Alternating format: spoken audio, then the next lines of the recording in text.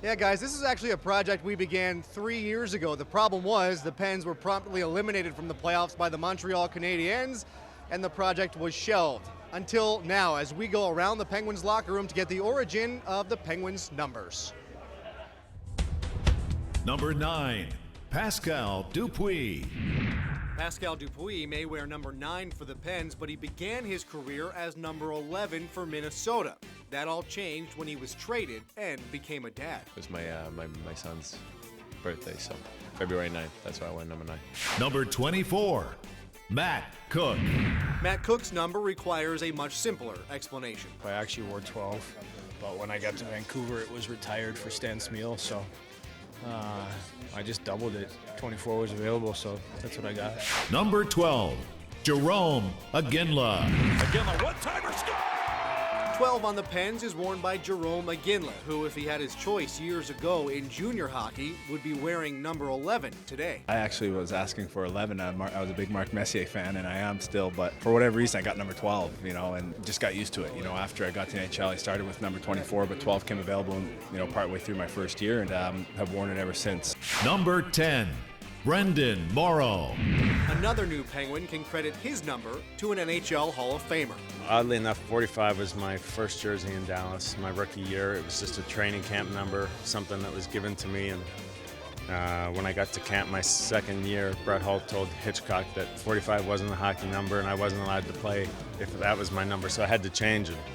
My options were 14 and 10, and another teammate wanted 14, so I was with 10 and had it since. Head coach, Dan Bilesma.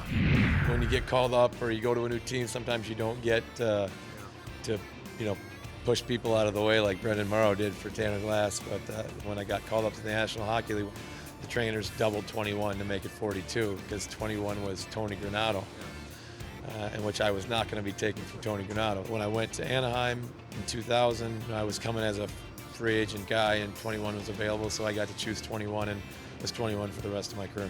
Number 44, Brooks Orpik.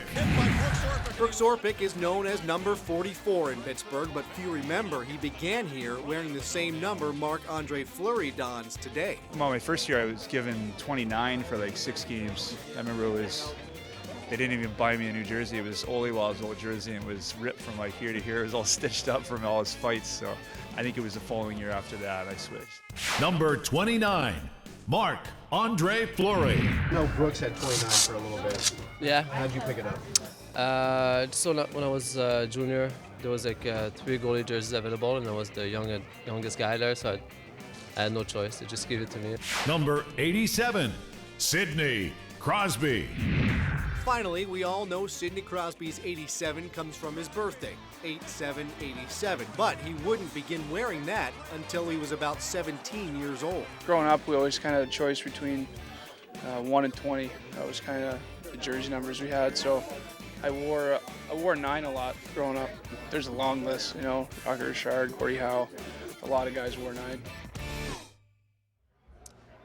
9 is a hockey number, 87 is now a hockey number. 2 guys who didn't give those numbers in that piece, Evgeny Malkin and Mario Lemieux, didn't want to go on camera for this story, but they told us the origin of their numbers. Gino wore number 11 back in Russia, couldn't get it here, but thought 71 looked close enough to 11, so he is now number 71. Mario Lemieux, of course, had the same player agent as Wayne Gretzky. He was considered the next Gretzky at the time, so they simply took Gretzky's 99 and inverted it into 66, and the rest is, as they say, history. We've got the unedited version of all those interviews, plus a couple that didn't make that piece, up on our website, KDKA.com, plus a few former Penguins who we interviewed years ago when we first started this project. Guys like Max Talbot and Jordan Stahl, they're on there as well, so make sure and check those out on our website, KDKA.com. We're still here between the Cambria suites in front of us and Consol Energy Center behind us. Come by and say hi. Bob Pompiani is here. He'll be back in just a little bit at the 6 o'clock hour at the KDKA-TV Mobile Sports Center, so come on, say hi. Got lots of stuff, a DJ, drinks, food, anything you want to enjoy. Game 1, the lead up to it, here at Consol Energy Center.